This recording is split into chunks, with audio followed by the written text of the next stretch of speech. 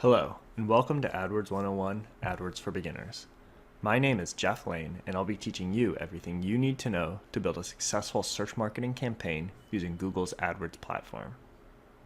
As the course title states, this course is designed for the beginner, the person who knows they want to try AdWords but could use some guidance before they put down their credit card. This course is also for the person who has already taken the plunge into AdWords but got discouraged.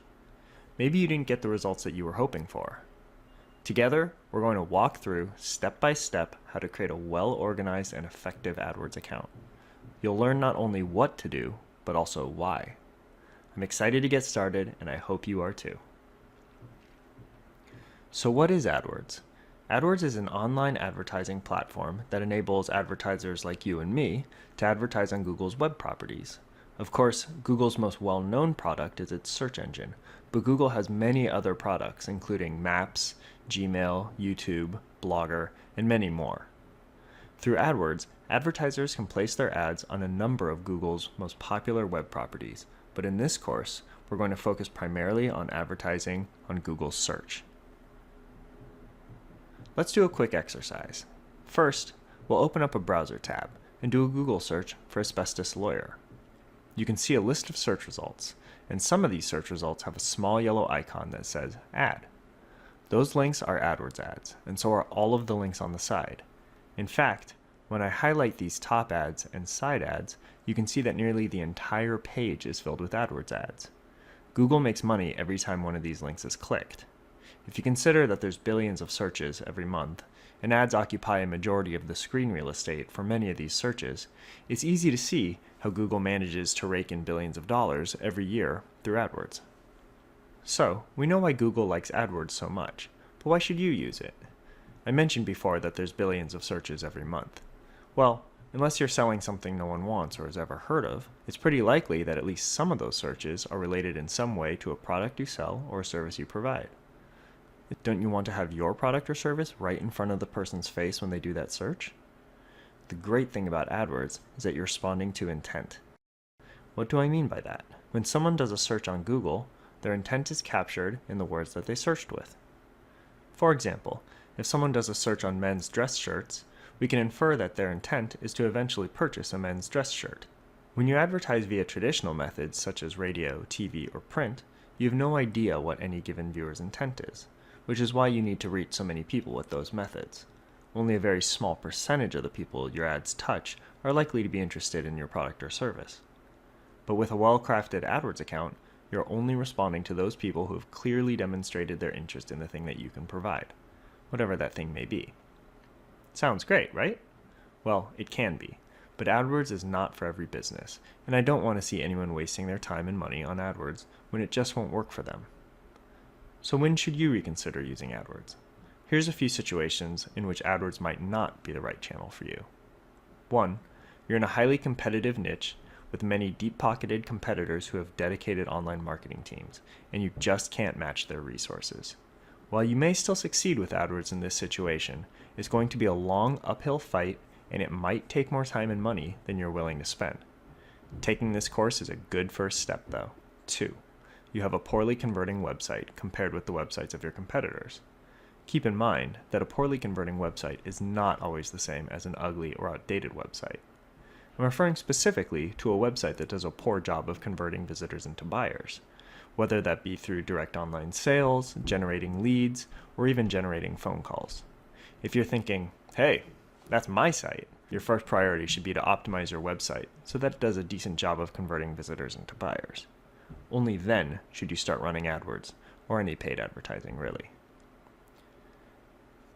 And 3, you have a product or service that no one searches for. This problem is different from the first two in that you're not likely to waste money because you won't spend any money. With AdWords, you pay when someone clicks on your ad, and if no one is searching, you won't receive any clicks. Later in the course, I'll show you how to do keyword research to see the approximate volume of searches in your niche. Using those numbers, you can decide for yourself if you can get enough visitors through AdWords to make it worth your time. Okay, so hopefully you don't fall into any of those categories, which means that AdWords might work for you. In the next lesson, we'll look under the hood at how the AdWords auction works. Hello again. and welcome to the second lecture in AdWords 101, AdWords for Beginners. In this lecture, we'll take a peek under the hood and examine the AdWords auction. From the perspective of someone doing a search on Google, AdWords may seem very simple. The user does a search and some ads appear. If the user clicks one of those ads, that advertiser pays some money to Google. Simple, right? The answer is it's not that simple. You see, when that user does a search, Google has to figure out which ads should be displayed, the order in which they should be displayed, and how much it should charge when an ad is clicked. Google's goal is to maximize the revenue it earns when someone does a search, and it's in Google's best interest to ensure that for any given search, only highly relevant ads are displayed. Remember, Google only gets paid when an ad is clicked, and highly relevant ads get clicked more often than irrelevant ads.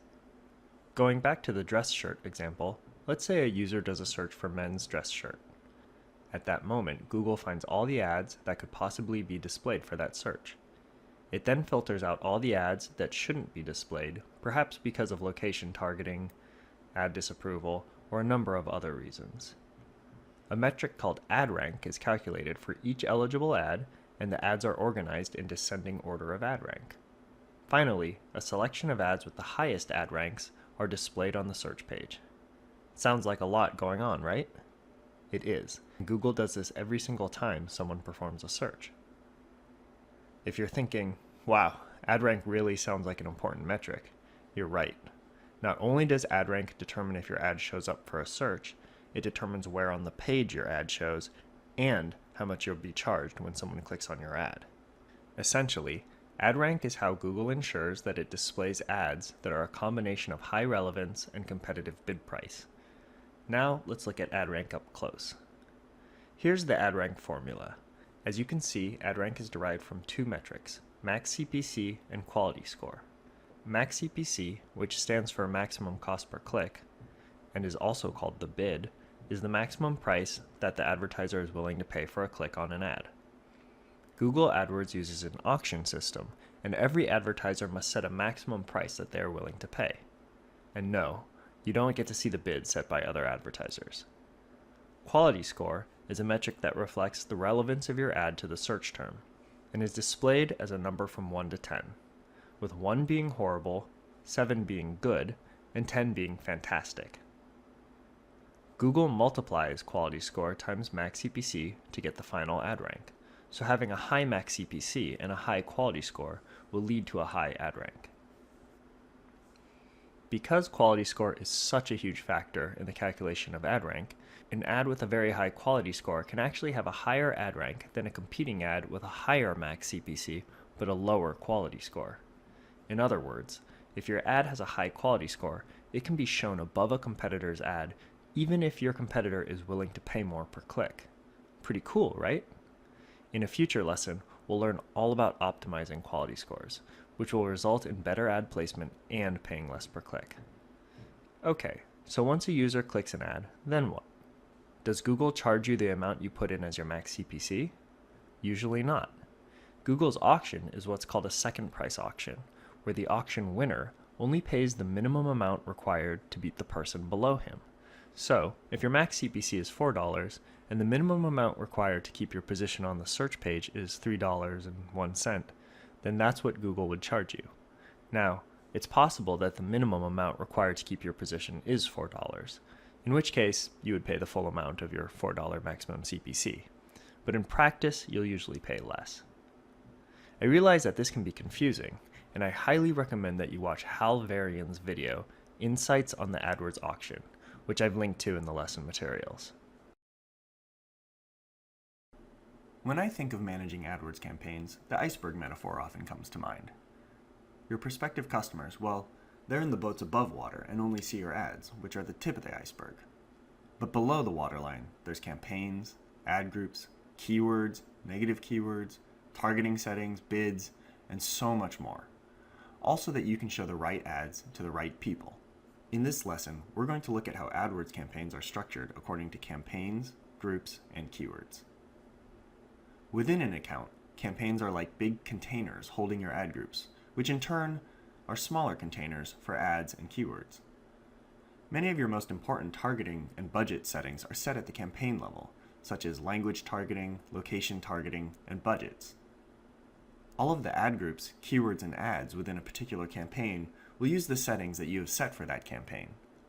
You will need at least one campaign to advertise with AdWords, but you will almost certainly have multiple campaigns running at the same time, each with their own ad groups, keywords, and ads. We will walk through creating a campaign in the next lesson. Within a campaign is one or more ad groups. An ad group is a container that holds a collection of keywords and ads. Unlike a campaign, there aren't very many settings that can be set at the ad group level, but that doesn't mean ad groups aren't important. Using ad groups, we can make sure that searches on our keywords only display the ads that best match those keywords. So what do I mean by searches on keywords? Well, as an advertiser, we need a way to tell Google when to show our ads, and we do that through keywords. Keywords are collections of words or phrases that describe our product or service. When someone types a search into Google and the words in that search match one or more of our keywords, then Google may decide to show our ad in the search results. Remember the previous lesson on ad rank. Just because an ad may be eligible to be displayed on a search result doesn't mean it will be displayed. It may not be displayed because there are other ads with a higher ad rank. We will need to have at least one keyword in each of our ad groups, otherwise there would be nothing for our ads to match to. However, once we walk through the process of creating a campaign, we'll create 10 to 15 keywords for each ad group, which is a good manageable number. It's possible to have thousands of keywords in an ad group, but as a best practice, you should keep your keywords per ad group to the single to double digits.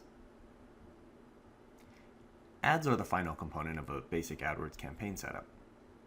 The ads you see on Google search are called text ads because they use text and not images or video. Within an ad group, there can be one or more ads, and as a best practice, we will want to have between 2 to 4 ads in every ad group. I'll go into the reasons for this in the lesson on ad creation. Confused yet? If you are, I don't blame you. Let's go through a quick example to demonstrate how each of these pieces work together. Let's say we have an online store that sells formal menswear. We might have a campaign for dress shirts, another campaign for dress pants, and another campaign for tuxedos. Generally, we want to have a separate campaign for every product category or service. We also might want to make separate campaigns for special events like spring sales. If you're selling nationally or globally, campaign creation can get a little more complicated. You may want to have unique campaigns for each product category or service by state or country. Within the dress shirts campaign, we have our ad groups. Once again, we are faced with the choice over how to organize our ad groups. Remember that ad groups are collections of ads and keywords, and to have an effective AdWords program, we need to make sure that our keywords and ads are very relevant to each other.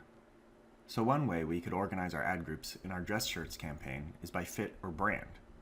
If we did it this way, we might have an ad group for traditional fit, slim fit, extra slim fit, and so on. As you can see, we may end up having a lot of ad groups. That's okay. Now let's dive into the traditional fit ad group. What kinds of keywords and ads would this ad group have? For ads, we might have something like this. This is a pretty generic ad, certainly not the best, but it clearly conveys that we're selling traditional fit dress shirts. What kind of keywords do we want to have in this ad group? Well, the keyword traditional fit dress shirt would be a good start. In the lesson on keyword selection, we'll go into much more detail over how to select the right keywords. Let's say someone does a search for men's shoes. Will they see our ad for men's dress shirts? No, because our men's dress shirt ad group doesn't contain keywords for shoes. But let's say our men's dress shoes campaign happens to have an ad group with the keyword men's shoes and a matching ad. So that's the ad that would be eligible to show for that search. It's all about showing the best ad for the right search.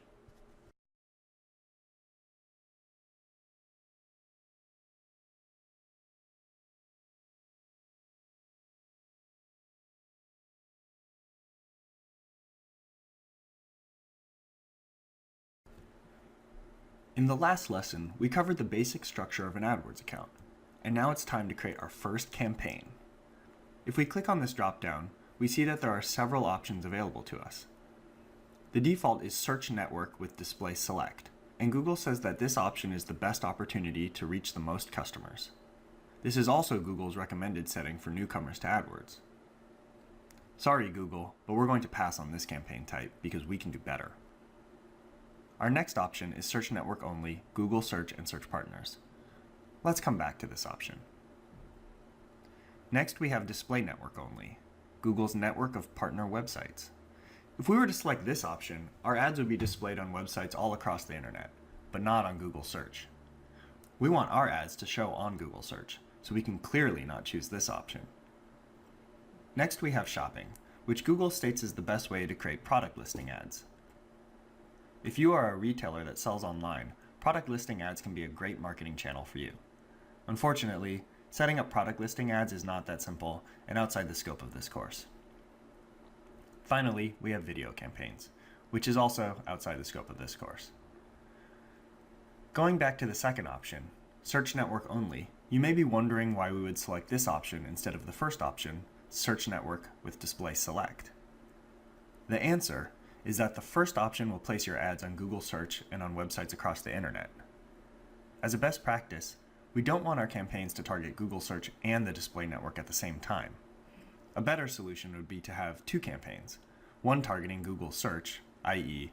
option 2, and one targeting the display network, i.e. option 3.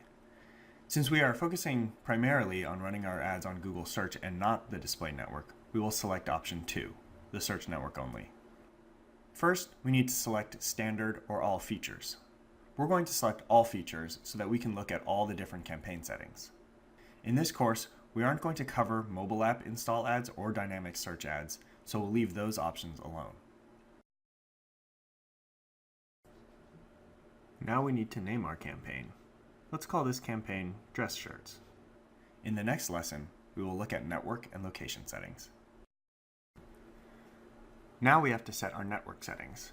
By default, search partners are included, but what is a search partner? Search partner sites include Google-owned sites like Google Maps and Google Video, and select non-Google-owned sites like AOL.com. Google does not provide a list of its search partners, but we will be able to see the performance of our AdWords campaigns for Google Search and partner sites as a whole. Let's leave the search partner box checked. On to devices. Google says that ads will show on all eligible devices by default. This means that our ads can show on desktop or laptop computers, mobile devices, and tablet devices.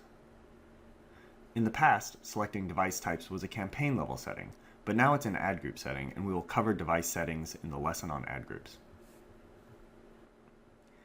Moving on to locations, we can see that this campaign is targeted by default to the United States and Canada.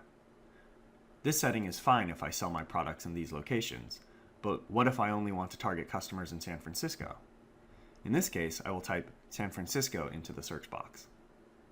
The top matches the city of San Francisco, California, which is what I want, but it looks like I can also target the SF International Airport, the county of San Francisco, or even the entire DMA region of SF, Oakland, and San Jose.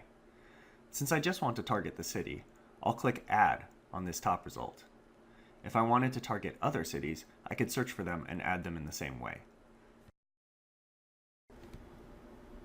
If you want to see a visual map of your targeting, click the Advanced Search link. The Advanced Search interface also gives you the option to target a radius around a set point, say 20 miles around your brick-and-mortar store perhaps. Most advertisers stick with basic location targeting, but depending on your business, you may find some of the specialized targeting options useful. As you explore the location targeting interface, you'll notice that there are many different types of location targets. You can target everything from countries to regions, DMAs, cities, and zip codes, and even universities and congressional districts.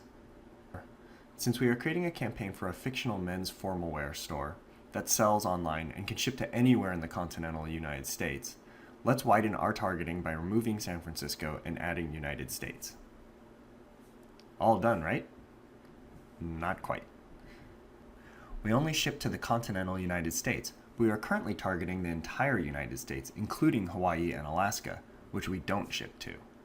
So we need to exclude Alaska and Hawaii. Sorry, Alaska and Hawaii. We can do that by searching for them and clicking Exclude. Now, when we look at our map in the Advanced Location Targeting interface, we can see that the entire United States is targeted, but Alaska and Hawaii are excluded. We could also have just individually targeted every state except for those two, but this method is way easier. Now, let's click on the Advanced Location Options link. There are two sets of radio buttons, one for Target and one for Exclude. By default, we are targeting people in, searching for, or viewing pages about our targeted location, which is Google's recommended setting. But we can also choose to only target people in our targeted location, or only target people searching for or viewing pages about our targeted location. Confusing, right? Let's break these down. Remember, we are targeting the United States. So, if we select the first option, we will target people that Google identifies are physically in the US. But with this option, we are also targeting people searching for or viewing pages about our targeted location, meaning that Google may show our ads to someone who is not physically in the US, but whose search indicates that they are somehow interested in the US. The second option will only show our ads to people who are physically in the target location. So in this example, that would be people who are physically in the United States. And the third option will only show our ads to people who show interest in the targeted location. The actual physical location of the searcher is irrelevant. We really only want to serve our ads to people who are physically in the continental United States, so we'll select the second option, which makes the most sense for our fictional business. We have similar options under Exclude. Here, we can exclude people who are in, searching for, or viewing pages about our excluded location. Or we can only exclude people physically in our excluded location. In this example, it wouldn't really matter which one we select, since there aren't going to be many searches from people in the continental US who do searches that will both contain men's dress shirt keywords and show interest in Alaska or Hawaii. But just to be thorough, we will select option 2. Why do these crazy targeting options exist? Well, many businesses can stick with Google's default recommended settings, but businesses in the travel and hospitality industry often make use of these advanced settings because so many of their searches show location-based interest, and these settings give those advertisers the ability to fine-tune their ads. It's all about showing the best ads to the right people, right? Go ahead and play with those setting location targets, but be very careful that you have the correct location targets for your business set before you launch your AdWords campaigns. You don't want to find out later that you spent all your budget on clicks from users who aren't in a location that you serve. Moving on to the language setting, we can see that the default language for this account is English, but there are a lot of other language choices. We can select more than one language, but you really shouldn't have more than one language selected for a campaign. Instead, create additional campaigns targeting other languages. Let's leave English selected and move on to our next targeting setting. Shopping channels is a targeting setting for product listing ads. Since we aren't creating any product listing ads in this course, we can just leave this setting as is. Wow, that was a lot of information. The good news is that we are almost finished with the required campaign settings. In the next lesson, we will go over bid, budget, and delivery method settings. In this lesson, we're going to look at bid strategies, budget, and delivery method settings. Setting your bid strategy is one of the more important choices you will make when setting up an AdWords campaign. Fortunately, you can change your bid strategy at any time if your current bid strategy doesn't seem to be working well for you. First, we'll click on the Advanced Options link so we can see all of the possible bidding strategies. Once we have clicked the Advanced Options link, we can see that there are 3 categories of bid strategy. The first is Focus on Clicks. The bid strategies in this category will help us get more clicks to our website. The second is Focus on Conversions. This bid strategy will help us get more conversions, even if it comes at the expense of getting more clicks. The third category is Select a Flexible Bid Strategy, which is really another entire set of advanced bid strategies. Let's ignore this category for now, but we'll come back to it in a future lesson.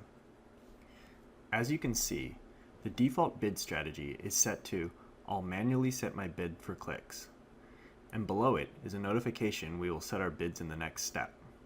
That is because when you're manually setting bids, you set them at the ad group or keyword level. We'll go into this in more detail when we set up our ad groups and keywords. Our second bidding option is AdWords will set my bids to maximize clicks within my target budget. This is also called automatic CPC bidding, because instead of you setting your bids manually, AdWords calculates bids and sets them for you.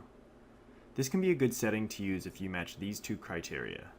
1, your primary goal is to drive visitors to your website, and 2, you don't have the time to manage your bids manually. Keep in mind that this option will maximize your clicks, not your conversions. It looks like we can also set a CPC bid limit, if we set that limit at, say, $1, AdWords will still automatically set our bids, but will never set any bids above $1. Below these two settings is a checkbox to enable enhanced CPC, with a message that this option is unavailable because conversion tracking isn't set up. Let's come back to enhanced CPC after we look at the next category, focus on conversions. Focus on conversions is similar to the first setting we talked about, automatic CPC bidding, in that AdWords automatically sets your bids. The key difference is that instead of trying to get the most clicks within a set budget, with focus on conversions, AdWords tries to get the most conversions for a set cost per acquisition. So let's say that we are willing to spend up to $10 in advertising costs to sell one of our dress shirts. If we selected focus on conversions, we would input $10 as the cost per acquisition, or CPA for short, and AdWords would attempt to get us as many conversions as possible without going over our $10 CPA. Focus on conversions is one of my favorite bid settings, but it has some requirements that our campaign doesn't yet meet. Most importantly, it requires that we have conversion tracking implemented. And since we haven't implemented conversion tracking yet, we can't use this bidding option. But we will revisit it later in the course. Now, let's quickly go back to Enhanced CPC. Enhanced CPC is sort of a light version of the focus on conversions option. When you enable Enhanced CPC, you are still using either manual or automated bidding for clicks, but AdWords will modify your bid for auctions that it thinks are more likely or less likely to result in a conversion. More specifically, AdWords will increase the max CPC by up to 30% for clicks that it thinks will lead to a conversion, and lower bids by any amount for clicks that it thinks will not lead to a conversion. With Enhanced CPC, you have greater transparency and control over your bids than you would if you selected the Focus on Conversions option. The trade-off is that Enhanced CPC has greater limits on how much it can bid up high-converting keywords, and it might not perform as well as the Focus on Conversions option. So with all these options available to us, which should we choose? Well, we can't choose any option that uses conversions because we don't have tracking set up. So that leaves us with one of the options in the Focus on Clicks category. We're going to use automated CPC for now, but eventually we'll switch to Focus on Conversions. We'll also set a CPC bid limit of $2 for now. Once we do some keyword research, we'll have a better idea of how much we can expect to pay for clicks in our niche, and we can adjust our CPC bid limit accordingly. We're almost ready to save this campaign, but we still need to set a daily budget. Our daily budget is the amount that we are willing to spend per day for this campaign. Every campaign will have its own budget, although later in the course I will show you how to set a single budget that can be shared across one or more campaigns. But for now, we'll set a separate budget for each campaign. Let's set our budget at $50 per day. For some of you, this may seem like a very low number, but we can always raise it later. Also, when setting up campaigns, I like to set my budgets low because it protects me if I make a mistake. You don't want to set a budget at $1,000 a day and realize a week after launching the campaign, and $7,000 later, that your targeting settings were set incorrectly. Google is not going to refund your money because you made a mistake after all. Once your AdWords campaigns are running, you may notice that your daily spend is higher than your daily budget. This is because AdWords can spend up to 20% more than your daily budget in a given day, so long as the total spend for the month doesn't exceed 30.4 times your daily budget. What if you change your budget mid-month? Well, at the end of the month, you'll be charged whatever costs you had accrued prior to that change, plus an amount up to your new daily budget times the number of days that your new budget was in effect. See the link provided in the lesson materials for more information about how changing daily budgets work. In this lesson, we're going to look at the advanced campaign settings, starting with delivery method. We will not actually be using any of these advanced campaign settings for the campaign we are creating, so feel free to skip this lesson and come back to it at another time if you wish. There are two options for delivery method, standard and accelerated. With the default standard delivery method, AdWords will attempt to spend your budget evenly throughout the day, whereas with accelerated delivery, AdWords will not attempt to regulate your spend at all. Depending on your keywords and targeting settings, it is possible that your potential spend is much higher than your daily budget. If your campaign is set to accelerated delivery, you could spend your entire budget by mid-morning, and once you have spent your budget, your ads will stop showing until the next day. However, if your campaign is set to standard delivery, AdWords will attempt to spend your budget evenly throughout the day, even if that means not showing your ad for some searches during the morning. We want our ads to show throughout the day, so let's keep it on the default setting of standard delivery. The next section is ad extensions, but we're going to cover those later, so for now let's move on to the other advanced campaign settings. Scheduling allows us to set a start date and end date for our campaign, and also to only show our ads on set days of the week and hours of the day. If you have a Labor Day sale, you probably want to create your Labor Day sale campaign several days in advance and set a start and end date. Of course, you could create your campaign in a pause state and set it to active on Labor Day, but using ad scheduling is simpler and less prone to error. As you can see, ad scheduling requires manual bidding, so we can't use this feature. We will take a closer look at how we can use ad scheduling to improve campaign performance in the lesson on optimizing ads. The ad delivery setting covers both ad rotation and frequency capping, but as you can see, there's no option for actually setting a frequency cap. This is because this campaign is not set to advertise on the display network. Our ad rotation options are optimize for clicks, optimize for conversions, rotate evenly, and rotate indefinitely. In a previous lesson, I suggested that you create 3 to 4 ads per ad group. The ad rotation setting affects which of those ads are shown most frequently. The optimize for click setting will cause AdWords to show ads that have a high click-through rate. That is, ads that tend to get clicked on more often over other ads that are not clicked on as often. Optimize for conversions will show ads that have a higher conversion rate in preference to ads that have a lower conversion rate. Rotate evenly will give equal preference to all ads, regardless of their performance, for 90 days, after which it will optimize for conversions if possible, and clicks otherwise. Rotate indefinitely will give equal preference to all ads and will not optimize. So, which option should we choose? Well, we can't select optimize for conversions because we aren't tracking conversions. And once we launch our campaign, we will want AdWords to find our best performing ad and show that ad the most. So let's select the default option, optimize for clicks. Would we ever want to use rotate evenly? Yes, when we are introducing new ads to an existing ad group whose ads have already built up a performance history, we may want to set the ad rotation to rotate evenly so that the new ads have a better chance of being served. We will discuss this a bit more in the lesson on ad optimization. There's 2 more advanced settings, tracking URL for dynamic links and dynamic search ads.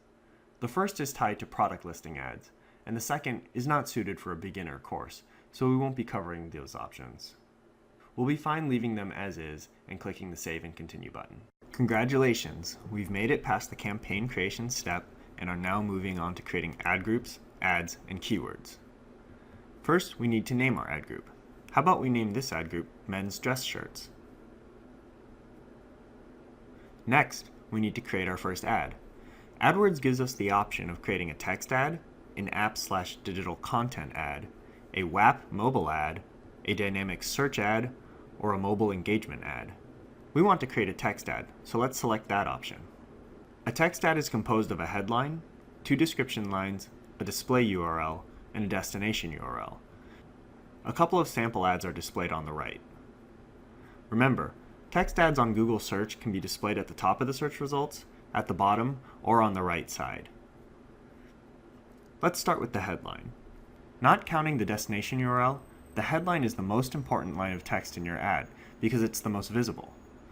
We're limited to using 25 characters in the headline, so we need to be smart with the words we use. Since the goal of this ad group is to help us sell men's dress shirts, we probably want to include the phrase men's dress shirts in the headline. Looks like we still have 7 characters remaining. We don't have to use those characters, but if we were having a sale, we'd probably want to append the word sale. What other headlines could we use? Let's take a look at the text ads other advertisers are using. Looks like we have an ad by Men's Warehouse right at the top with the headline Designer Dress Shirts, menswarehouse.com. You may have noticed that the headline is longer than 25 characters. When ads are in the top positions above the search results, Google will oftentimes change the look of the ads by moving description lines or the domain name up to the headline.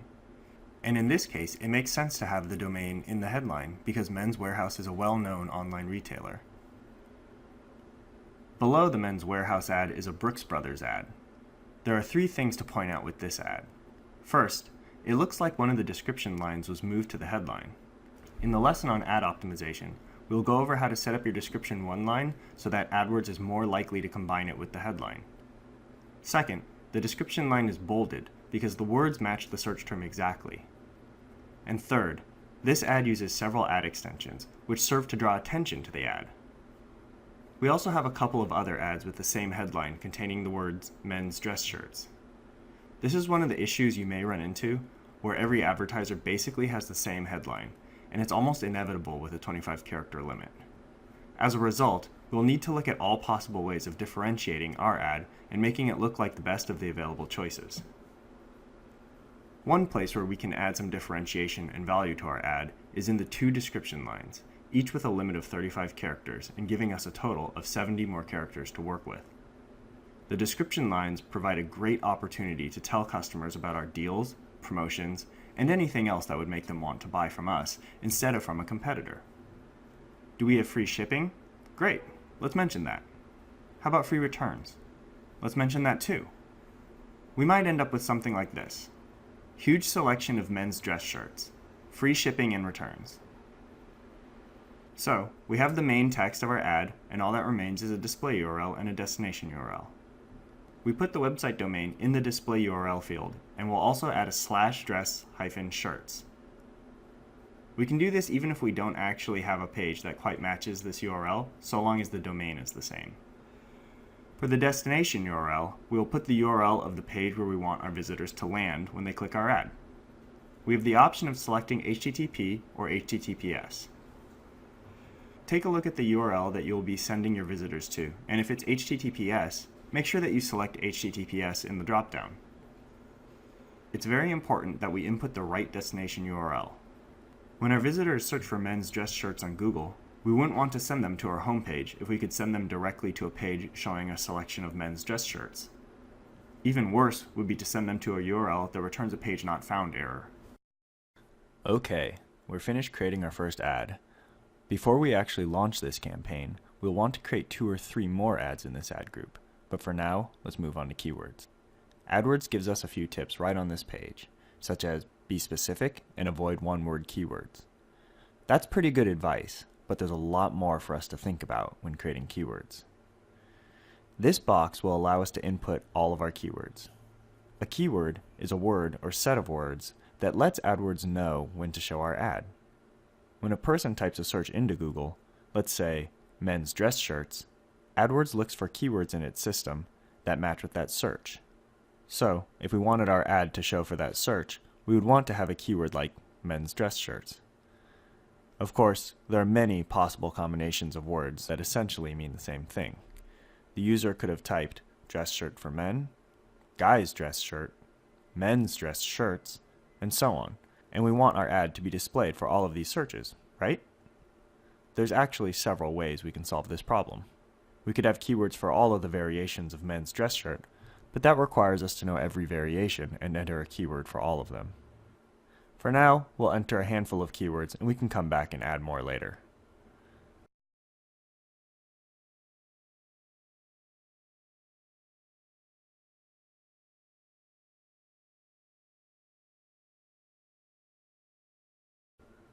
I'm going to wrap each of these keywords with square brackets, which sets their match type to exact match. Now, we'll click the Save Ad Group button. And now, we're looking at the Keywords tab of our new ad group in our new campaign. By default, AdWords automatically sets a newly created campaign live, but we still want to add more keywords and ads. So let's change the campaign status to paused by navigating to the Campaigns tab and editing the campaign status from active to paused. When I create a new campaign or ad group, I always set the status to paused and review my work before setting it back to active. It's very easy to make mistakes when setting up a new campaign, and reviewing your work is a great way to catch those mistakes before your campaigns start accruing cost.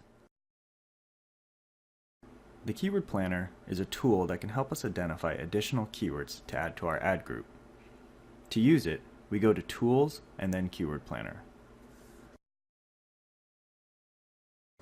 We have 4 options in the Keyword Planner. We can search for new keywords or ad group ideas, get search volume for a list of keywords or group them into ad groups, get traffic forecasts for a list of keywords, or multiply keyword lists to get new keyword ideas. Right now, we want to search for new keyword ideas, so let's select the first option. We'll enter our keywords into the first field and skip the other 2 fields below it, since we can get results without them.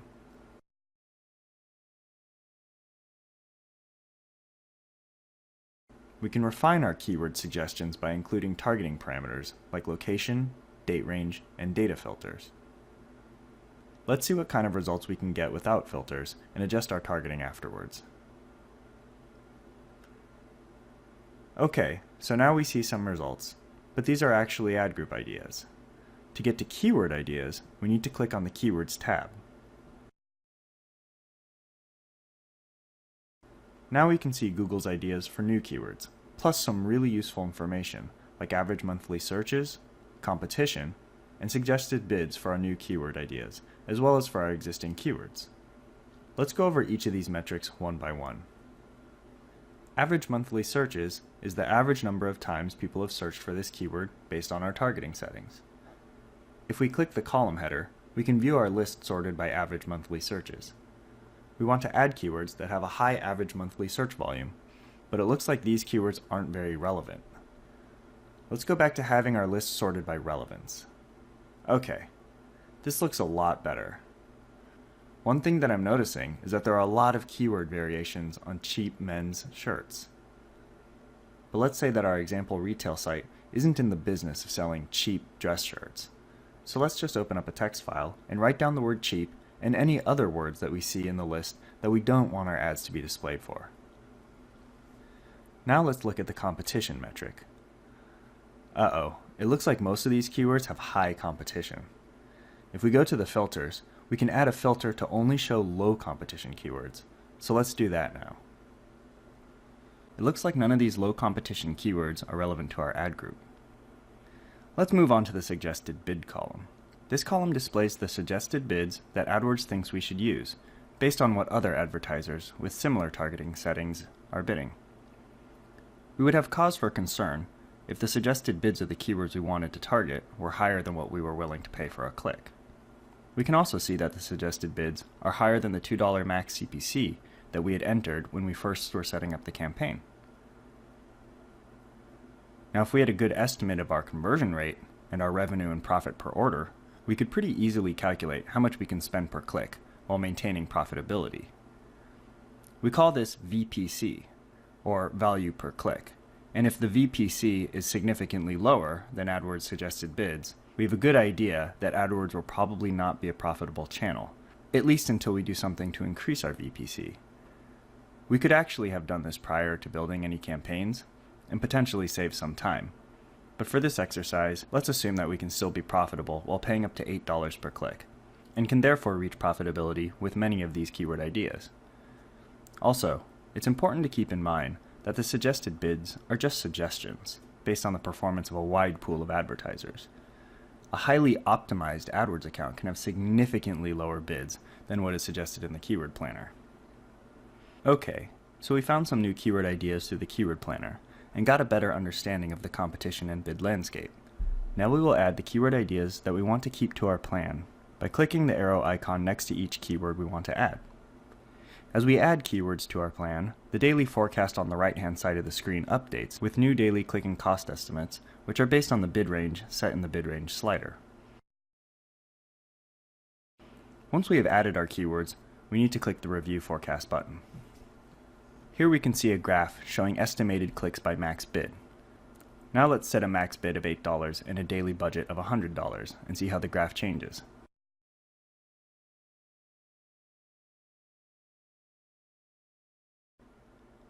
We can see in this graph that the vertical gray line representing our bids is in the gray shaded area, which means that our budget is limiting our possible traffic.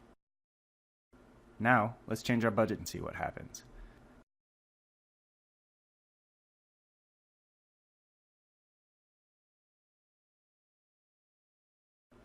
Take some time and play around with this part of the keyword planner.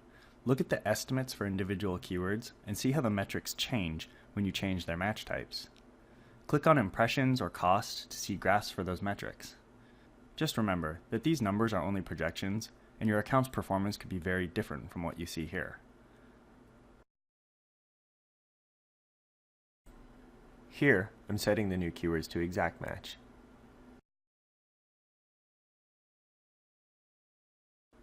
Now that we have our new keywords, let's add them to our account by clicking the Save to Account button. We have the option of creating a new campaign or adding to an existing campaign. We're going to add these keywords to our existing campaign and existing ad group.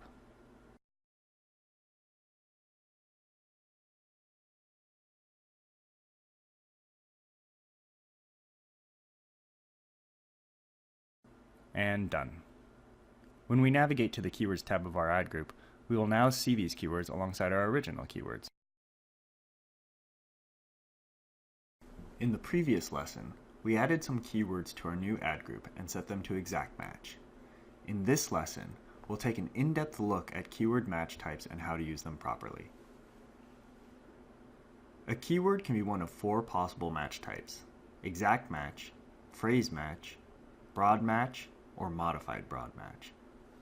A keyword's match type controls which searches trigger our ads, and the same keyword can trigger for different searches depending on its match type. Broader match types will trigger ads for a greater variety of searches, and more exact match types will cause your ads to only trigger for searches that are highly relevant to your keywords. One way to think of match types is as a spectrum with reach on one side and relevance on the other. Your goal will be to get as much reach as possible while maintaining relevance. Exact match is the most specific match type. If your keywords are set to exact match, your ads will only trigger when the search term matches one of your keywords nearly exactly. I say nearly exactly because misspellings and plurals will also match, although there is a setting to disable plural and misspelling matching. For example, we have the exact match keyword men's dress shirt in our ad group. This keyword would trigger your ads for the search term men's dress shirt and men's dress shirts, but it would not trigger ads for men's shirt, men's dress shirt sale, or guy's dress shirt, because those searches don't exactly match to men's dress shirt. Exact match results in higher relevance but less reach than the other match types. To set a keyword to exact match, we need to enclose the keyword in square brackets. Phrase match will trigger your ads when the search term matches the keyword exactly, or if there are extra words before or after the keyword. If we set the men's dress shirt keyword to phrase match, ads could trigger when someone searches for men's dress shirt, buy men's dress shirt, and men's dress shirt sale, but could not trigger for men's black dress shirt because the word black is in the middle of and not before or after the phrase men's dress shirt. To set a keyword to phrase match, we encode the keyword in double quotes. Broad match has by far the widest reach of all the match types. A broad match keyword can trigger your ads if the search term contains the words in your keyword in any order, or is what Google calls a relevant variation of your keyword. Going back to our example, if we set our keyword men's dress shirt to broad match, our ads might be shown when someone searches for men's shirts, dress shirts, guys' dress shirts, and possibly even something like men's t-shirts or men's sweaters. As you can see, broad match can be very broad indeed. Broad match is the default match type, and therefore you do not need to enclose it with any characters as you would for exact or phrase match. One of the great things about broad match is that you don't need as many keywords, because each broad match keyword can trigger ads for a wide variety of searches, including many searches that you might never have captured with exact match. Keep in mind, though, that this wide reach can come at the expense of relevancy. When you use broad match keywords, there's a much greater risk of your ads being triggered for irrelevant searches, which results in wasted spend and possibly lowered click-through rates for your ads.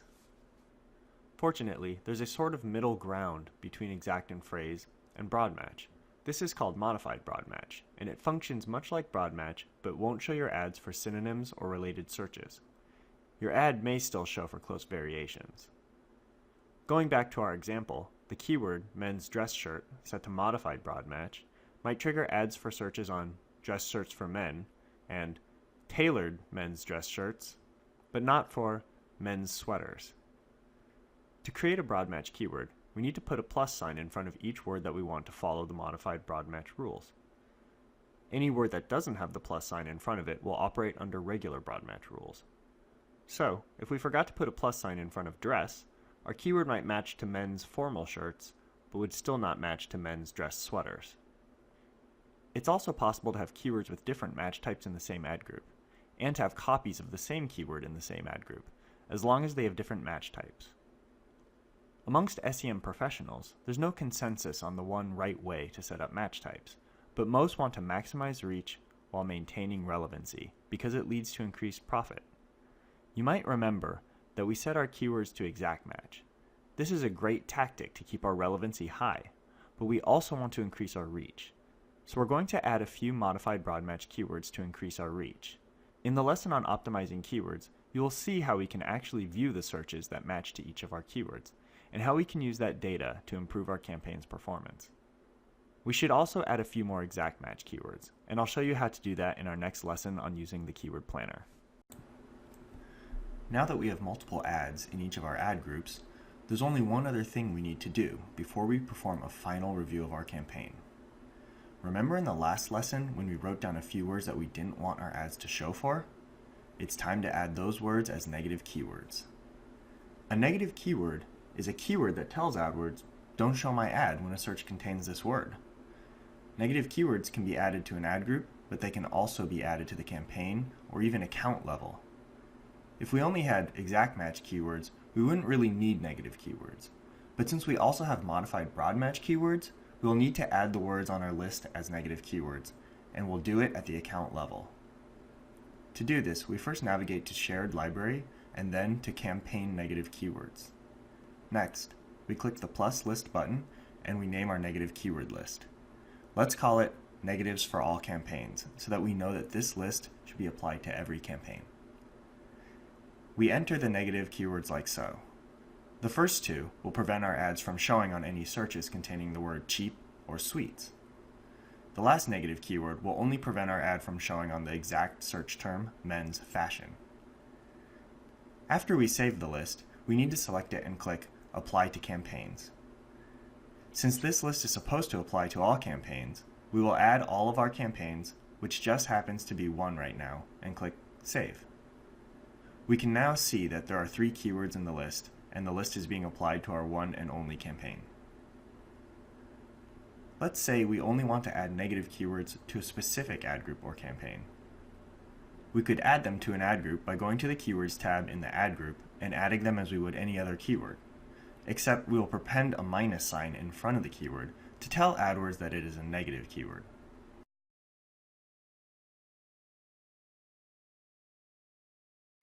Or we could go to the Keywords tab in the campaign and expand the negative keyword section. Here, we can add the negative keywords to an ad group or to the entire campaign.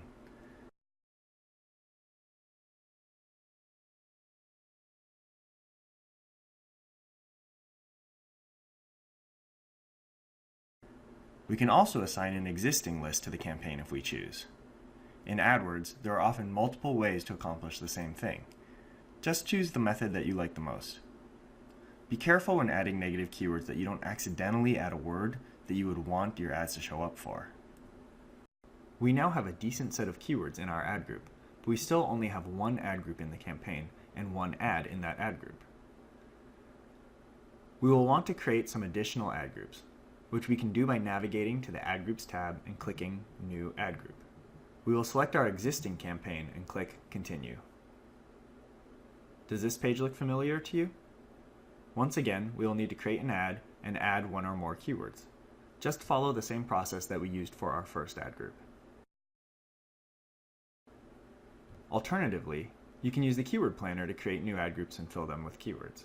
Just follow the basic steps outlined in the previous lesson. But this time, when you click the Save to Account button, select Add as New Ad Group. If you create your ad group this way, you will not yet have any ads in the ad group.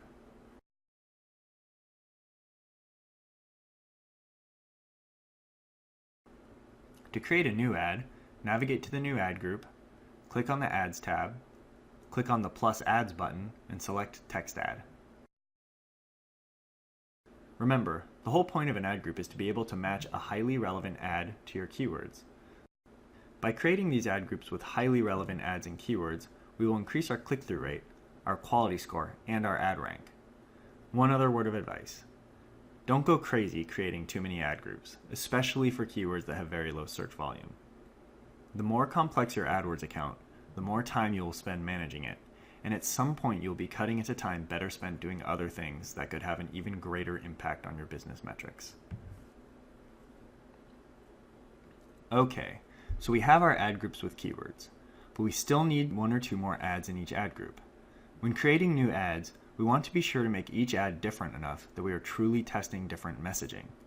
As we start collecting data, we can hone in on the best message and create smaller variations on that message. But for now, we should test broader message variations. We can vary our messaging by using different writing styles, calls to action, and value propositions. For example, one ad could highlight our great return policy, while another ad could highlight our wide selection of top brands. Experiment with different messages, and you might discover that a specific message resonates with your customers. From there, you can fine-tune your messaging to maximize performance. In this lesson, we're going to go over how to set up conversion tracking in AdWords. With conversion tracking, we will be able to record the conversions generated by our AdWords account and learn which keywords are driving conversions. There are many types of conversions, including website conversions, in-app conversions, phone conversions, app downloads, and more. But this lesson will only cover tracking website conversions because it is the most common conversion type. To set up conversion tracking, we will need to place a snippet of code on the pages of our website that our users see after they have completed a desired action. For example, if our desired action is for a user to purchase an item, the code snippet would go on the page after they confirm the purchase. Typically, this is a thank you or receipt page. When this page loads, the snippet of code tells AdWords that a conversion has occurred and AdWords records the conversion. We can then look at the conversion in AdWords and see which keyword and ad drove the conversion. So, the first step is to get the code snippet. To do that, we first go to Tools and then Conversions.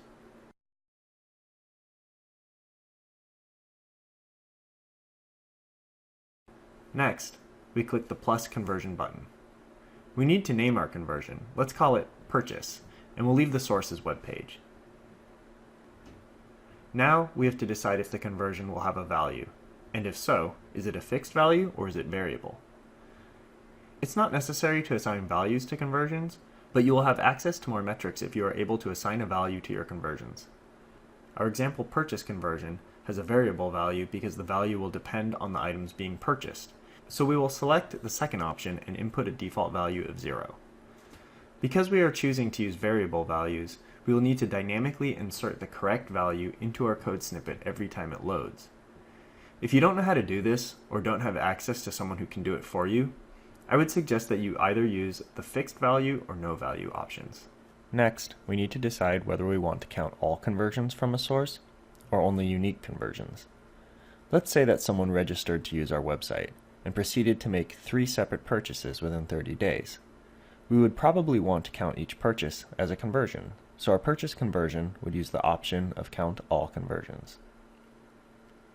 We also have a separate conversion, which we'll call a registration conversion. No matter how many times a unique person registers for our site in that 30-day time period, we only want to count it as a single registration. Therefore, we would use the unique conversions option for our registration conversion. If a totally different person registered for our site, that would be a separate unique conversion and would be counted. Next, we select our conversion window. This is the number of days that can pass between a click and a conversion. So, with a 30-day conversion window, the conversion must occur within 30 days of the click to be counted as a conversion. You may need to lengthen your conversion window, especially if you're in a business with a long sales cycle. We're going to leave it at the default 30-day window for now. Now we pick a conversion category. Our example conversion is a purchase, so we'll select Purchase. The selection is more for clean reporting purposes than anything else. If you have multiple conversion types, it can be useful to give them different conversion categories. We're going to skip markup language, and we'll set tracking indicator to Don't add a notification to the code generated for my page. As a general practice, you should always let your website visitors know in your privacy policy that you're tracking user behavior. Feel free to leave this option on its default value if you don't mind having the Google Site Stats notification on your page. And now we'll just click Save and Continue. Here, AdWords wants to know whether we will have someone else add the code snippet or whether we will be doing it ourselves. The first option opens an email form with the code snippet in the body of the email, but we're going to be adding it ourselves, so let's select the second option, which allows us to directly copy the code, which should be pasted between the opening and closing body tags of the page that we want to track. That's all there is to it. Okay, so there's actually one more thing. Whenever you set up tracking, you should always test it and make sure it works correctly. Google provides a very useful Chrome browser extension called Google Tag Assistant that helps with testing Google tags, and I highly suggest that you use it. Hi, and welcome back. The next several lessons will be devoted to reporting. That is, you'll learn how to view the performance of your account, campaigns, groups, keywords, and ads. Since the campaign we created together for our fictional men's retail store doesn't have any actual performance data, some of the data I will be showing is from a personal AdWords account. Therefore, I'll have to blur out some identifying information, but you'll still be able to see data that's relevant to our lesson. AdWords gives us the ability to view performance data at nearly any level, from a 50,000-foot view at the account level all the way down to individual keyword performance.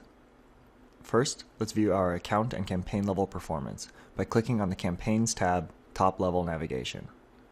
We are now viewing the Campaigns tab, but we also have tabs for ad groups, campaign settings, ads, keywords, ad extensions, dimensions, and there's actually a few others. If we click the arrow, we'll see that there's also tabs for audiences and auto targets. Don't worry about either of those right now.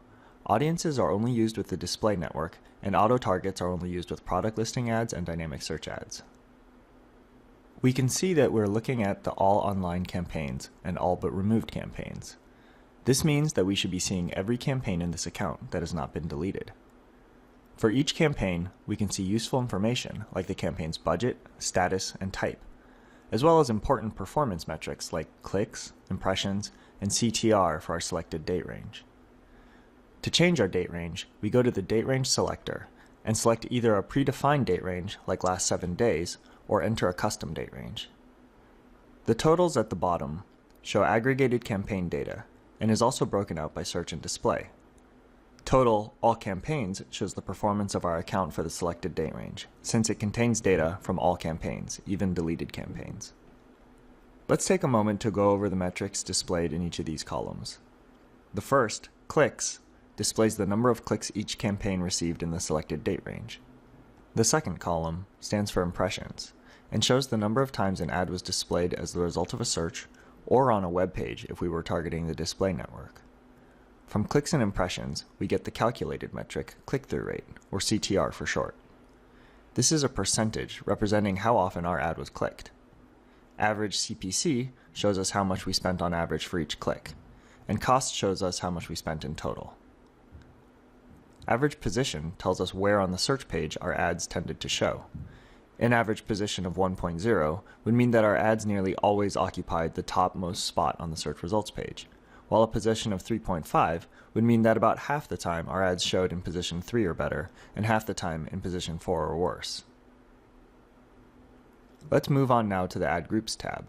If we click the tab, we can see all of the ad groups in our account. We can see that the metrics columns are the same, but we have a couple of different settings columns. Campaign name lets us know in which campaigns each ad group resides, and the default max CPC shows us the ad group level max CPC. If the word auto appears, it means that the ad group is in a campaign that is using some version of automatic bidding, whether it's maximizing clicks or optimizing for conversions. The Ads and Keywords tab are very similar to the Campaign and Ad Groups tab, and provide performance data for ads and keywords respectively. As you navigate to the different tabs, take note of which columns are unique to that tab. For example, the Ads tab has the percent served column, which shows the percent of the time an ad was served. Now, if we only wanted to look at the keywords within a particular ad group, we could do that by opening the navigation tree, clicking the campaign that contains the ad group we want, and then clicking the ad group. To view the ads for this ad group, we would simply click the Ads tab. To go back to viewing all ads, we would click All Online Campaigns. As I mentioned before, AdWords provides more than one way to accomplish many tasks, and I challenge you to find other ways to navigate your account.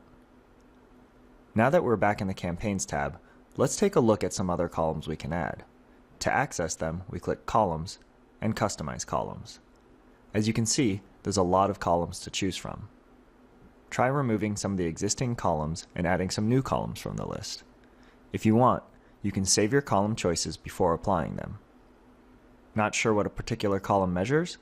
Add it and mouse over the question mark next to the column's name, and you should see a description of the column's function. When you're finished, continue on to the next lesson on filters and segments. While AdWords provides great tools like filters to make it easy to view your data, sometimes we may just want to export our data so that we can manipulate it in Excel or share it with others.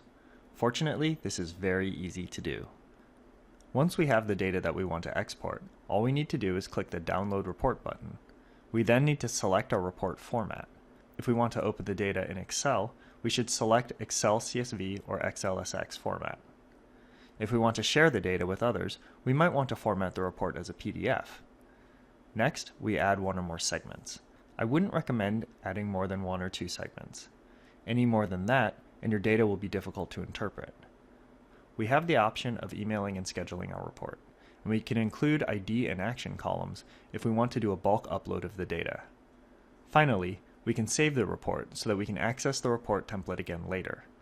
Once I click Download, the report will be downloaded to my computer and emailed to anyone I specified when building the report. Now let's open up the report in Excel. If you don't know how to use Excel or other spreadsheet software, I highly recommend that you develop at least a basic proficiency. Digital marketers spend a lot of time in Excel trying to extract value from their data.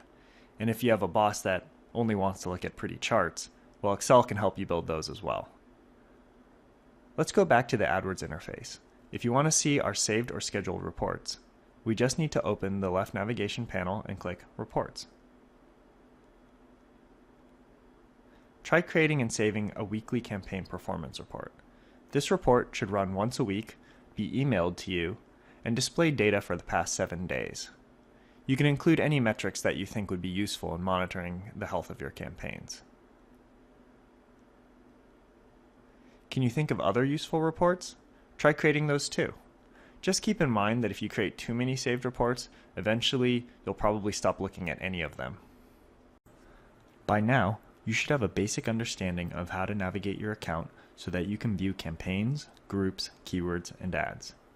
Next, we will learn how to apply filters to view a subset of your data. We'll start at the Keywords tab because there is more data and hence a greater need to use filters so that we only see the data that interests us. If we click Filters, a menu pops up that has the options Create Filter, Filter by Label, and then several predefined filters like Keywords below first page bid. We haven't created any labels, so there's no use in filtering by label, but it would be useful to see which keywords are below our first page bid, so let's select that filter. If we click the filter, we can see how it was constructed. This particular filter is looking for keywords that have a status of eligible, limited, below first page bid. Now let's try creating our own filter so that we can see keywords that had a lot of impressions but not many clicks. To do this, we'll go to Filters, then Create Filter. Then we'll select Performance and then Impressions. Next, we'll add another criteria. This time, it will be clicks less than or equal to 20.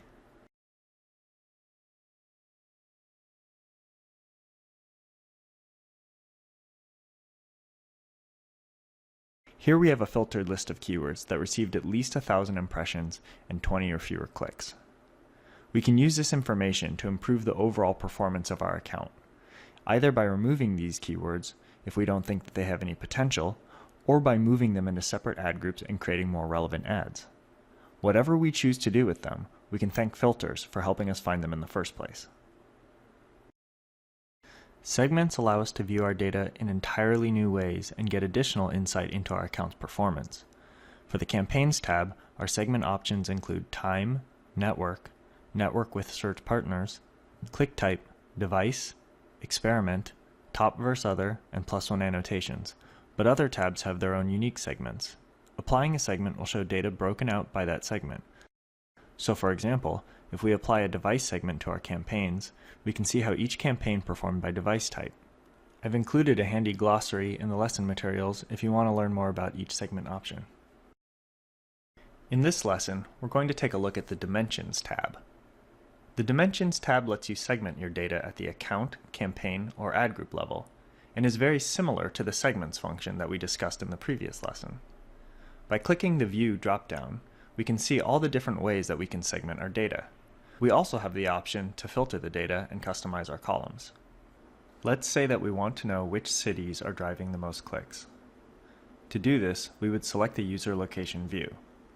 Of course, there's a problem with this view because we want to look at clicks by city, and right now we're looking at clicks by most specific location. We can fix that by going to Customize Columns and removing all of the location columns except for city.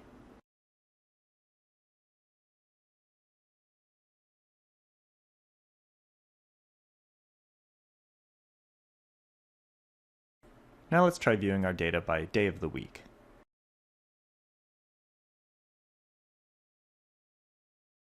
In the lesson on campaign optimization, we'll go over how to use this data to optimize performance. We've gone over a couple ways we can view data using the Dimensions tab. I challenge you to explore more dimension views and think about how each one could help you better understand your data. In this lesson, we're going to review the search query report and how we can use search terms to optimize our account. Search terms are the actual searches that a user typed into Google.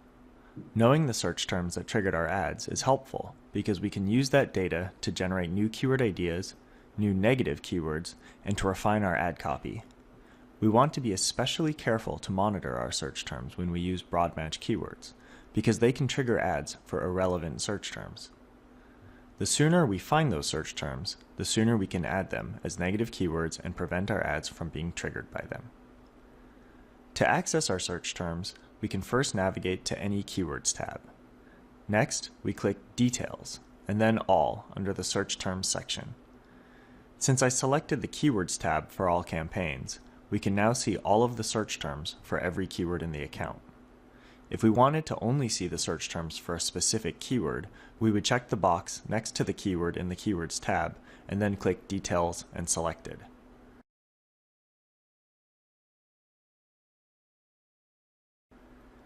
The search query view looks similar to the keyword view, but there are some important differences. The match type column in the search query view displays how the search query matched to the keyword it triggered. So, for example, if the query men's dress shirt triggered the broad match keyword men's dress shirt, the match type of the search query would be displayed as exact because the keyword and search query were exactly the same. If you look at your search query report and see a lot of high volume terms with a match type of broad, then you should add more exact match keywords to your account. It can be useful for us to see which keywords are matching to which search terms, and we can do that by adding the keyword column. You might notice that adding the keyword column increases the total number of search terms in the report. This is because the same search query can match to different keywords, and the data for each query keyword combination will be displayed in the report. At the bottom of the report is a row that says Other Search Terms. The data in this row is an aggregation of all the search terms that are not displayed in the report. Search term data can appear in this row if the search term didn't receive any clicks in the past 30 days, or if the search volume was really low. Oftentimes, you'll see that this row displays many impressions and relatively few clicks. Okay, so now that we have an understanding of how to look at data in the search query report, how do we use it to optimize our account? First, let's look for search terms that are not currently keywords. We can use the Added Excluded column to see if there's a keyword or negative keyword that matches the search query. Added means that the search query exists as a keyword in the listed ad group, and excluded means that the search query exists as a negative keyword. But the terms that really interest us are the ones that say none. When we see one of these search terms, we need to decide what to do with it. Does it belong as a keyword in that ad group? If not, should it be added as a negative keyword in that ad group? Or maybe it should be added as a keyword in a different ad group. It all depends on whether or not you want your ads to be triggered for that search query and if so, which ads should be triggered. Try going through your search query report and adding or excluding the top 20 search terms. In this lesson, we will learn about ad optimization, including the concept of refreshing ads and techniques to write more effective ads. One of the fundamental best practices in AdWords is to A/B-T, always be testing. This is especially true for ads, because eventually, even the best ads usually become stale, meaning that users will tire of seeing that ad and its performance will decrease. Therefore, it's important that you refresh your ads on a regular basis with new copy that grabs the user's attention. Of course, if you keep introducing new ads without removing old ads, you'll quickly have too many ads in your ad group. So, when you introduce new ads, you should also pause or delete the worst performing ads so that you maintain 2 to 3 active ads per ad group. You may be wondering how often you should refresh your ads. The answer is, it depends on how much traffic your ads receive and the amount of variation in their individual performance. A campaign that drives a huge volume of traffic may warrant an ad refresh once per week, whereas a campaign that only drives moderate traffic may warrant an ad refresh once every 2 to 4 weeks. Ad groups that only get a handful of clicks per week may not warrant an ad refresh for months. There are 2 main types of ad refreshes: broad message changes and minor copy tests. A broad message change involves testing new message themes, and your new ads should be very different from ads you have previously tested. You may want to do this type of ad test if you're not happy with the performance of any of your ads. But even if your ads are doing well, you should do a broad message test once in a while. A minor copy test involves smaller iterations on already successful ad copy. Examples of this ad test would be changing a few words, capitalizing the first letter of every word, and other changes that maintain the theme of the ad.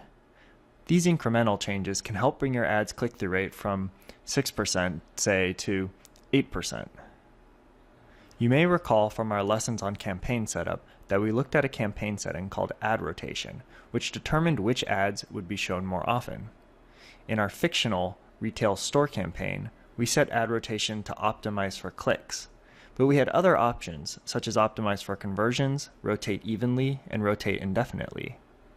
If you have conversion tracking set up, go to your campaign settings and see if optimize for conversions is now an available selection. If so, you might want to switch over to optimize for conversions. Take a look now at your ads served percent. Is one ad being served a majority of the time? All of the time? If your ad rotation is set to one of the optimized settings, or if it's set to rotate evenly but over 90 days has passed, you're probably seeing the result of AdWords' internal ad optimization. This is the ad that you want to keep. The others can be paused or removed. To pause an ad, click the checkbox next to the ad and then click Edit and Pause. Just make sure when you're pausing ads that you leave at least one active ad in every ad group. Otherwise, that ad group will stop receiving traffic. Now, create some new ads and monitor their performance closely over the next week. If your original ads are getting a disproportionate share of impressions, you may need to set your ad rotation to rotate evenly for a while so that they can accrue data. Writing effective ads can be more art than science, but I can give you some guidelines to follow. The most important of which is, know your customer and let the ad promise to be the answer to their question. Remember, people use search engines because they are looking for an answer. Even a search like men's dress shirt is really a question. Where can I get a men's dress shirt that I will like? The underlying message of a good ad says, click here and you'll find what you're looking for. An even better ad tells the customer, click here and you'll get the best answer to your question. As a side note, AdWords doesn't allow you to use the words click here, but I think you get the idea. What else can you do to write more effective ads? What about including the keyword in the ad? This has the benefit of increasing the relevance of the ad to the keyword, which can help with quality score. Also, any search terms that are present in the ad will be bolded, which will help draw attention to your ad and assure users that your ad is relevant to their search. In the next lesson, we'll review keyword insertion, an AdWords feature that makes your ad appear highly relevant to a user's search. But first, here's a few more pointers. Do you have a trademark or registered mark? Use that in your ad. Are other ads being displayed on searches on your brand name? Add the words official site to your headline so that users know that your ad leads to the official website. Can you offer a better deal than your competitors? Make sure you highlight that in your ad.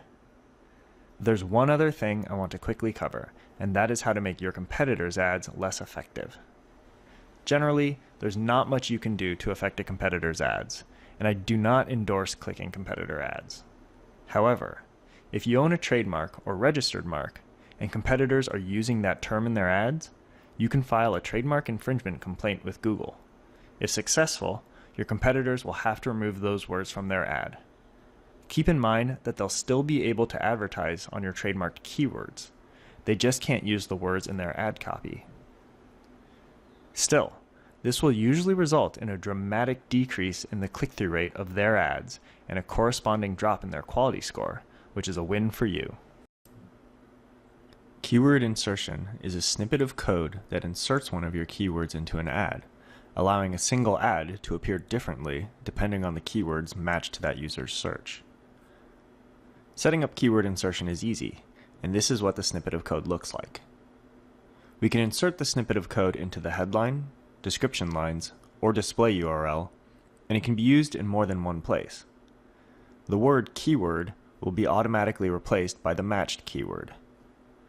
We can also format the code snippet to control capitalization of the matched keyword. Take a look at the lesson materials to see the different capitalization formats available.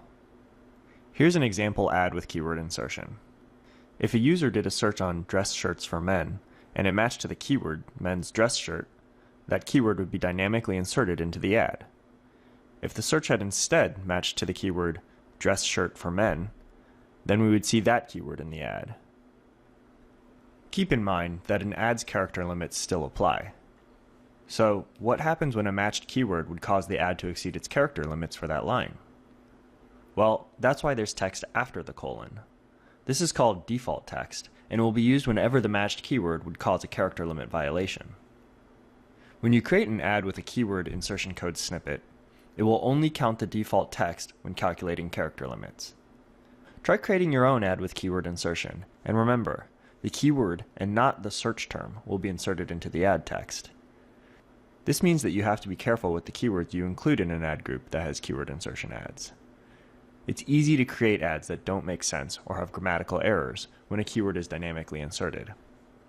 For example, the keyword men's dress shirt would not make sense if inserted into the description line because the final result would read, low prices on men's dress shirt.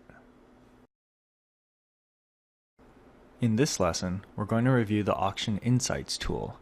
This feature is a great way to see how your AdWords campaigns are performing in comparison to other advertisers in the same auctions. Auction Insights can be viewed at the campaign, ad group, or even keyword level. Let's take a look at Auction Insights for the entire account. We can do this by clicking the Campaigns tab, clicking Details, and selecting All under Auction Insights. Here we see the statistics for our domain and the domains of our competitors. The leftmost column is a list of the domains that appeared in the same auctions that we served in. In other words, these are our competitors. To the right are all of the metrics columns that we can use to compare performance. First, we have impression share, which you'll remember from a previous lesson is the percent of the time that an impression was generated when eligible to do so, and is calculated as the number of impressions you received divided by the estimated number of impressions you were eligible to receive. Average position is self-explanatory, so we'll skip that. Overlap rate shows how often other participants' ads received an impression when your ad also received an impression. So, if your ad received 100 impressions and the competitor's ad was displayed at the same time for 50 of those impressions, there would be an overlap rate of 50%. Position above rate tells you the percent of the time that the competitor's ad was displayed in a higher position on the page during auctions where both your ad and the competitor's ad were both displayed. Top of page rate displays the percentage of the time that a competitor's ad was displayed above the search results versus on the side or at the bottom of the search results. And finally, outranking share is the percentage of auctions in which your ads were eligible to show where your ads were displayed higher in the search results than your competitors' ads were. In this case, auctions where your ad was displayed but your competitors' was not are counted as instances of your ad being displayed higher in the search results and are part of the numerator. Using the Auction Insights tool, you can get a better idea of how well you are doing versus your competition, but remember to take the data with a grain of salt. Just because your competitor has higher impression share, higher top of page rate, and a better average position doesn't mean that you're doing worse. What Auction Insights doesn't show you is the really important competitor metrics. How much are they paying for clicks? What is their cost per conversion? What is their conversion rate? For all we know, they may be buying their way to the top of the page and losing money hand over fist. Keeping an eye on Auction Insight metrics is a good practice, but be sure to base your business decisions on your own performance metrics. A more useful way to use Auction Insights is to monitor it over time and take note of when there are big changes, which could be the result of a massive marketing push, a new competitor entering the field, or possibly a competitor dropping out. Now that's useful information. This lesson is about getting the most value out of your time and the law of diminishing returns. When an AdWords account is first created, there's a lot of data to gather and room for optimization. You'll spend significant time testing ads, refining keywords, looking at search queries, and adding negative keywords. And if done right, you can see huge gains in performance, doubling or even tripling your key metrics. However, as time goes on and your account matures, your performance gains will be more incremental. You might find that a new ad delivers a 5% increase in CTR, or that new negative keywords reduce your CPA by 2%, something like that. And you may find that to get even a 1% improvement requires hours of work. Now, if you're spending tens or hundreds of thousands of dollars a month on AdWords, even a 1% improvement can be a big number. But for most AdWords advertisers, there comes a point where their time is really better spent on other marketing activities that will deliver a greater return for time spent. So how do you get the most value out of the time you can spend on AdWords? My recommendation is to focus on the things that will have the greatest impact. Adding a new extension to your account, testing out a new bidding method, or updating your ads with strong copy are all potential high-impact activities. Adding 50 more search queries as negative keywords that spend a combined $10 the previous month, that's a low-impact activity. Another way to get more value out of your time is to create views that are useful to you and save them so that you don't have to keep recreating them. Or, if you prefer, have them automatically emailed to you.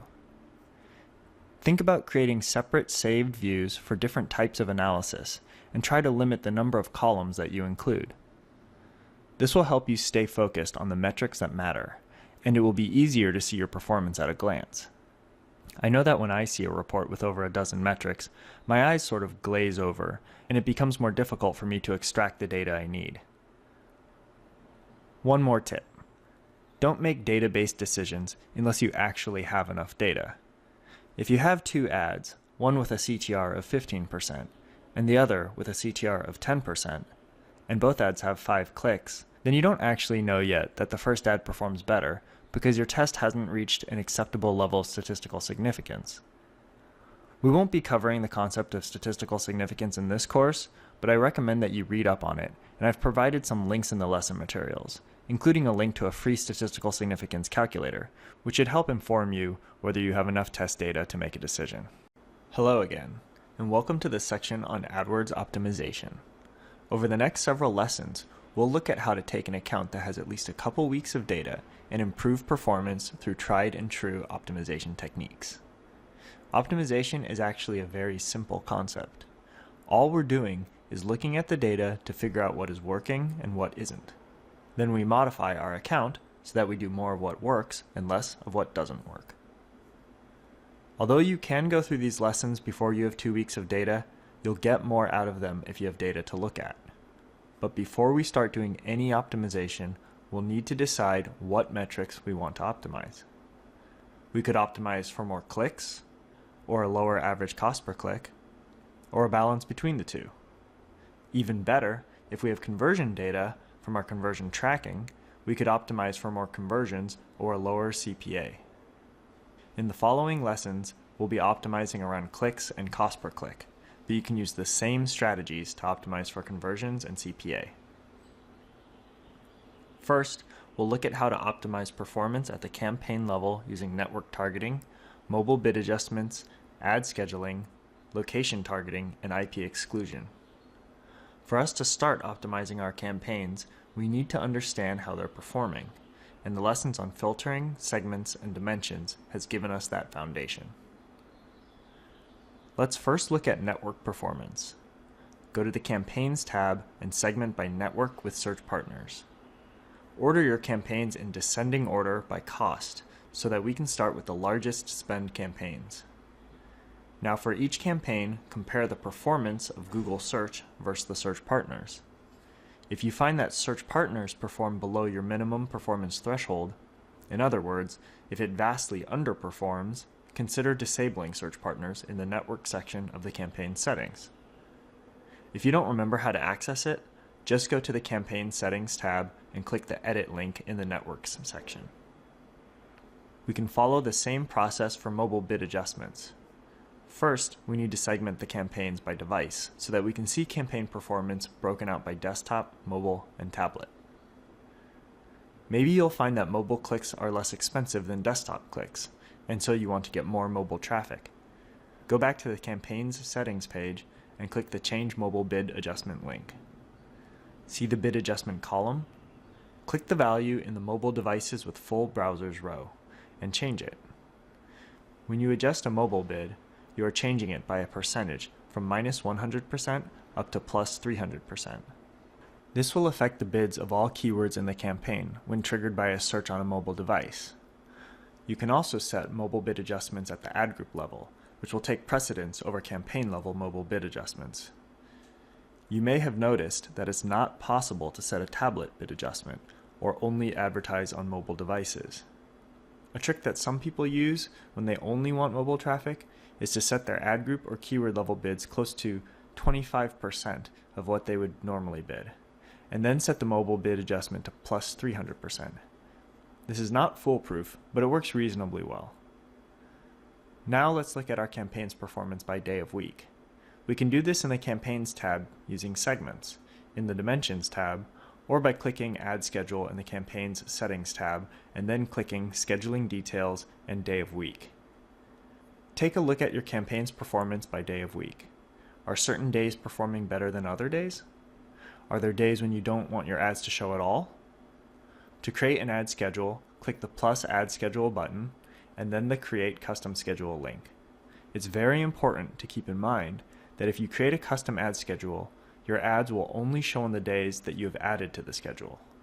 So, if you don't want your ad to show on Sundays, you will need to add Monday through Saturday to the ad schedule.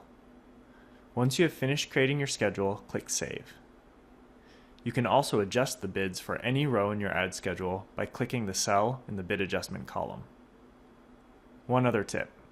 Don't spend too much time on ad scheduling unless you're sure that it makes sense for your business to block certain days of the week, or there is a significant difference in performance by day of week. Try to understand why certain days perform better than other days before making any modifications. And if you set up a custom schedule, review your data a few days to a week later to make sure that everything is working as intended. Moving on to location targeting. We're really doing the same process as we did with other campaign settings. First, we look at performance by location. From there, we can set bid adjustments by location or even remove a location entirely. Using the location reports, we can see which locations performed well, add those locations to our list of location targets, and adjust their bids so that we get more traffic from those locations. Remember when we discussed advanced location options and the differences between targeting users who are physically in that location versus searching for or viewing pages about the targeted location? Well, we can segment our data to see how each performs and optimize accordingly. Finally, we have IP exclusions. For those who haven't heard the term IP address before, think of it like a building's address, only it's a unique number used to identify a computer. By adding an IP address or a range of IP addresses to the IP exclusion list, you're preventing your ads from being shown to any computers with matching IP addresses. Now, why would you want to do this? Well, you can add your own IP address for starters so that your ads don't accrue impressions when you do Google searches on your keywords. People often search on their own keywords to make sure that their ads are showing and to see the ads of their competitors. This has the unintended side effect of generating more impressions on your ads without any clicks, thereby lowering your click-through rate. For keywords that get thousands of searches per month, the impression increase is negligible. But for keywords that get only a handful of searches per month, your personal searches could negatively affect their quality score. In any case, there's a better way for you to search for your own ads, and I'll show you how to do that in the lesson on using the ad preview tool. Not sure what your IP address is? Just Google "what's my IP" and Google will tell you. I would recommend not touching the IP exclusion tool unless you have a basic understanding of how IP addresses work. You don't want to accidentally block a huge network of computers, which is very possible when using this tool. Hey everyone, and welcome to this lesson on using the AdWords Ad Preview and Diagnosis tool. In this lesson, we'll cover the reasons for using the tool, and we'll do a step-by-step walkthrough of how to use it. Now you might be wondering, okay, well why don't I just go to google.com, do a search, and then see if my ad is showing. And that is a method that search marketers used to do before this tool existed, and maybe some of them still do it now, but really the tool is the best way to see if your ad is showing. And the reason for that is when you do a search on Google, the results you get are generally personalized to you. So what you're seeing and what someone else sees could be totally different. Also, you may have a campaign that's set to geographically target New York, but maybe you live in a different city. And so when you do that search, you're not going to see the ad because you're not in the targeted area, right? So this could apply to geo-targets and other types of targeting as well. If you don't match one of the targeting settings, you won't see the ad, which is a good thing, really. But you want to be able to see it, so you need something that can mimic the targeted settings.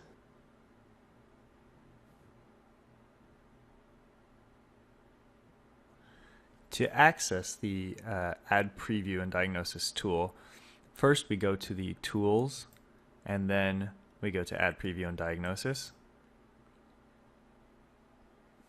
And now we're at this screen where we can enter a search term.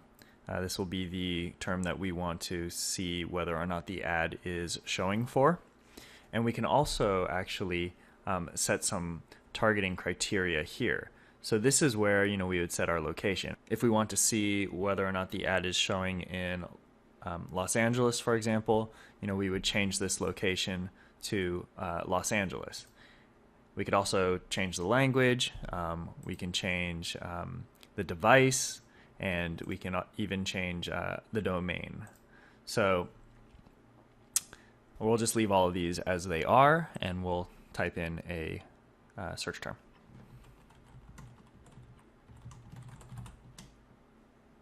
Okay, so here we are. We are looking at the results of our search, and right here we have a message that tells us that our ad is not showing for this keyword. It says there are a number of reasons why this happens, but it's not actually telling us why. So that's not particularly useful. But we know why, and the reason is actually right up here. It's that none of our ads are running. The campaigns and ad groups are paused, so we wouldn't expect to see any ads. But if we just pretend that we did have an active live account, what we would expect to see, hopefully, is this would be green, and it would actually show the campaign, the ad group, and the keyword that triggered the ad. This is really useful when you want to know exactly which keyword triggered the ad, because it's very possible that the keyword that is triggering the ad is not the same keyword that you would have expected to be the trigger. And it's also possible to have an ad triggered by multiple different keywords. So This gives you information that you can then use to go back into your AdWords account and make any changes that you want to make to ensure that your ads are being triggered by the right keywords. In this lesson, we're going to talk about the change history feature, which is really, really useful if you are trying to understand why you are seeing a change in performance, particularly if this change happened some time ago and you can't remember exactly what you did. To access this feature, you go to Tools and then Change History.